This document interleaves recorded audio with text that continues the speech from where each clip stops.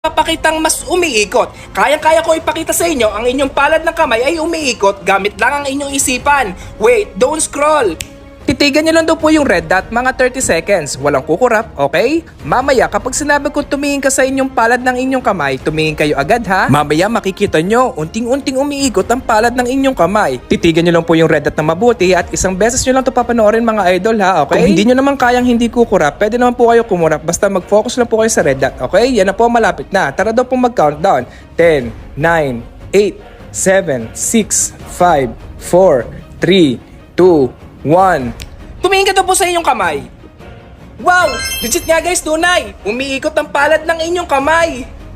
Galing! Nakita mo ba? Comment nyo nga po at i-share ng video to sa mga friends nyo para makita din po nila ang palad ng kanilang kamay ay unti-unti na pong umiikot. Woo! Happy New Year po mga idol! Maraming salamat po sa suporta nyo binibigay sa akin araw